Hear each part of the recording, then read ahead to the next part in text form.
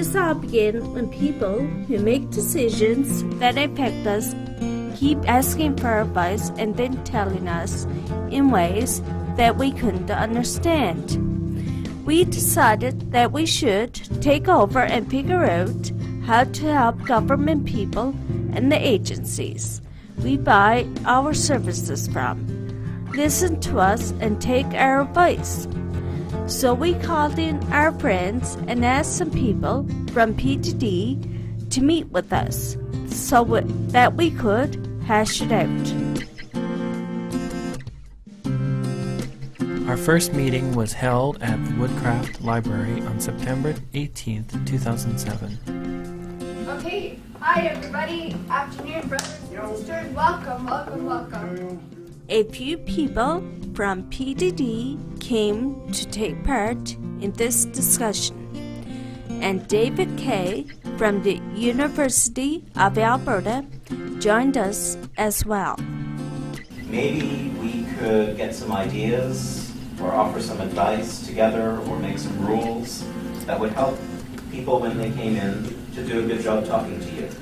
We sort of thought that sometimes when people come in, it makes sense to you and it feels good and you're able to offer them good help. And maybe other times it doesn't go so well or doesn't feel so good. And so we're trying to figure out how do you tell the difference or what's important. David started the discussion off with a few questions. So, I guess to start, just if you think back to times that people from PDD or other people from outside have come to talk to you, what feels good, what doesn't feel so good, what helps it to go well, what makes it go bad? Do you have any ideas about that? The first person to talk was Sean from PDD. He wanted to say that our ideas can improve the services and the staffing that we are receiving. Many of the people here get some supports or services from PDD or an agency that PDD funds. We want to make sure that we hear from the people who use the staff. We want to hear from you directly about what you want from those staff. And so it's really important for us to learn how to do that. You know what I want from my staff? So, following from Sean's comments, people from the SAF started to share their stories about their experiences with PDD. Or every time I go into the kitchen, that my drawers aren't rearranged, or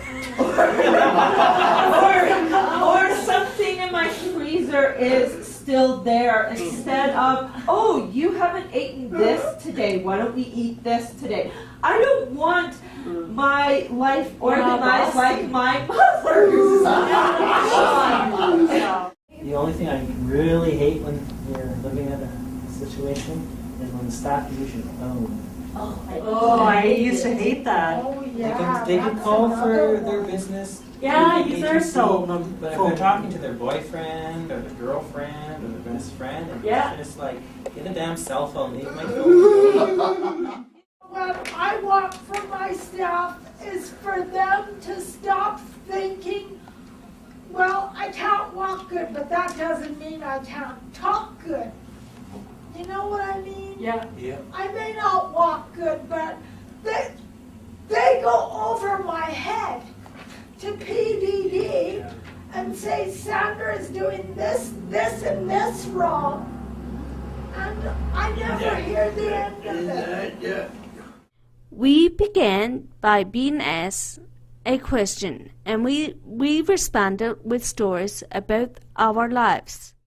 When people ask us questions, we often answer with our stories.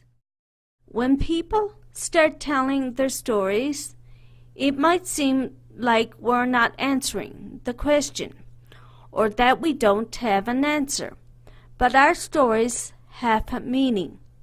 I'm going to have Kevin help me explain something.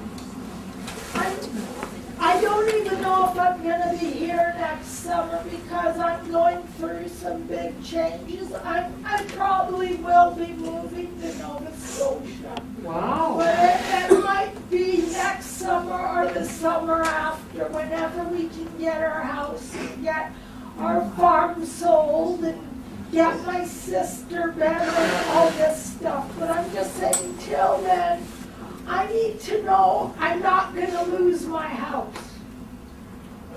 Do you understand? Because I have nowhere to go except the farm, and I don't want to lose my independence.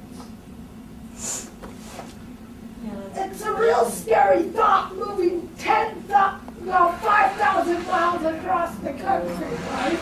In a van. But until then, I gotta know I got the staff and what I need there for me. Do you understand? I appreciate that you're concerned about that, yeah. And you said you were gonna get Kevin to help you with that, so. I think she actually explained it quite clearly.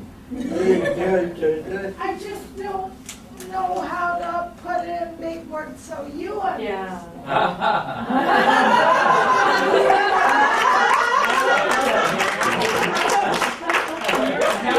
Now we're getting out of it. That was beautiful. From our first meeting, we learned 3 good rules for communication.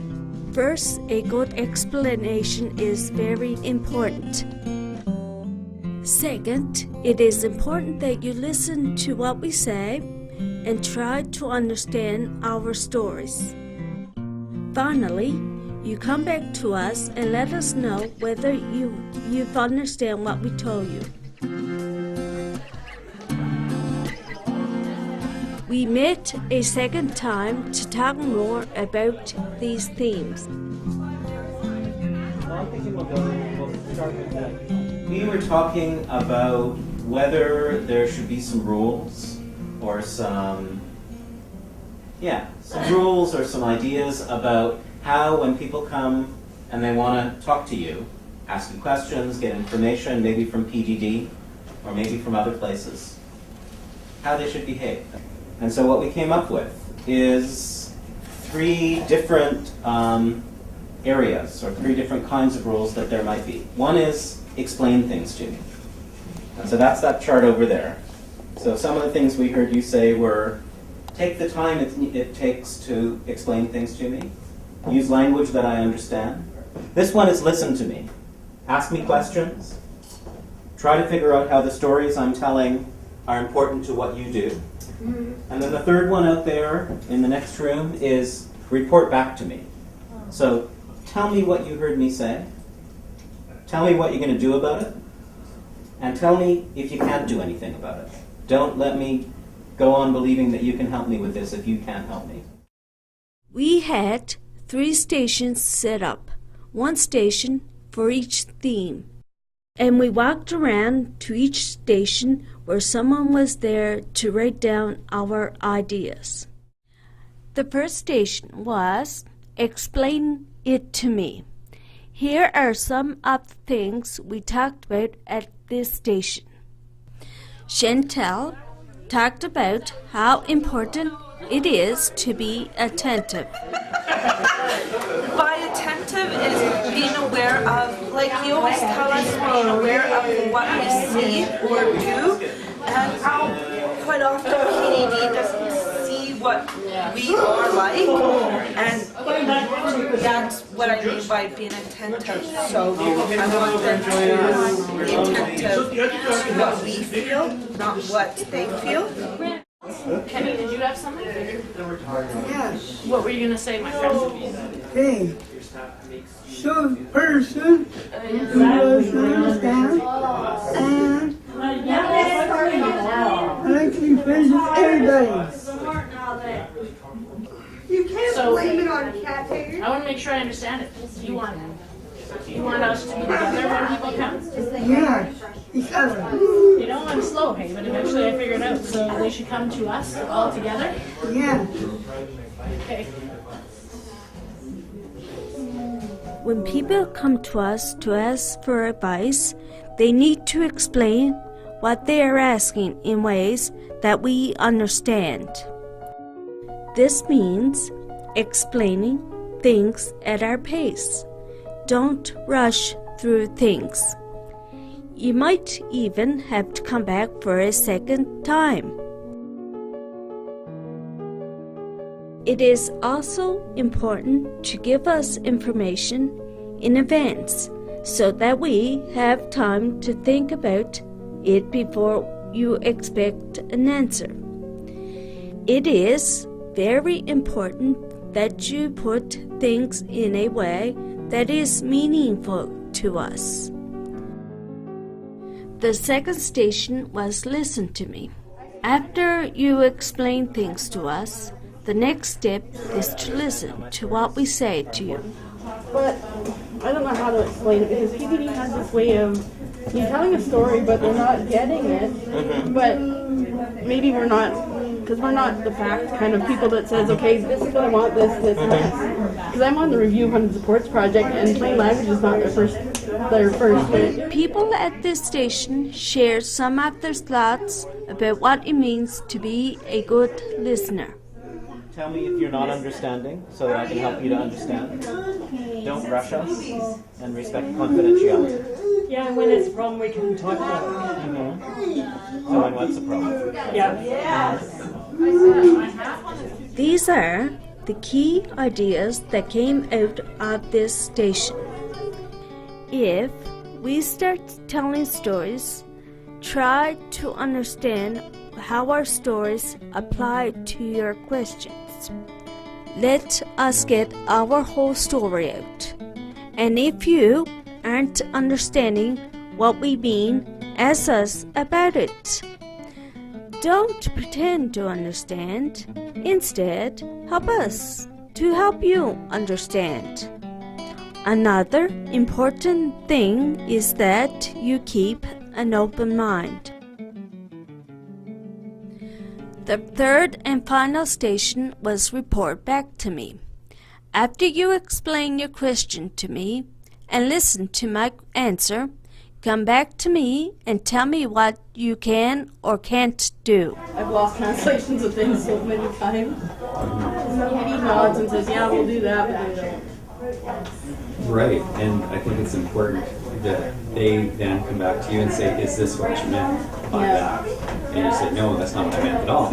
Yeah. So for years, something totally different. We do miscommunicate all the time. PDD will tell you everything good about it, but skip over the, we can't do it, but, and then start come up with another plan of what they can do, and ignore the completely what they can't do. So you'd rather hear a flat out, no, can't do that.